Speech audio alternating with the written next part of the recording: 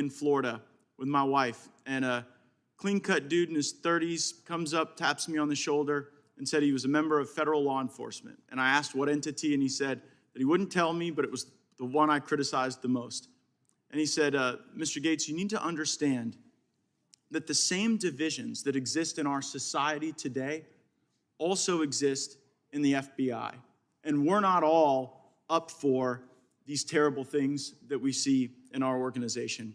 And he said, tell Mr. Jordan thank you for the great work we do, and to know that there are great patriots out there that are working hard to protect our fellow Americans. I'm glad there was a real whistleblower that stood up to tell us what was really going on, because otherwise we wouldn't know. Well, I wonder who that is. You know, just keep talking. They're not really turning you off. Yeah. It is a little bit like a Twitter moment, though, isn't it?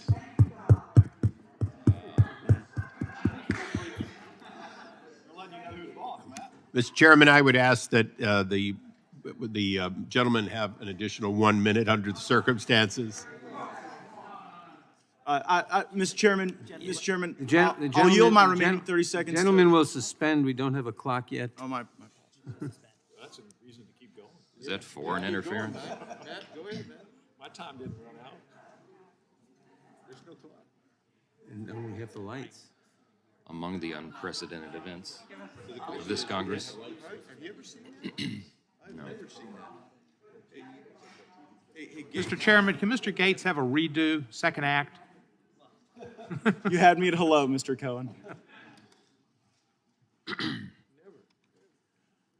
If we don't get the Attorney General back, maybe you can bring the chicken. I want to remind all members that masks must be worn unless you're recognized to speak. Does that only count if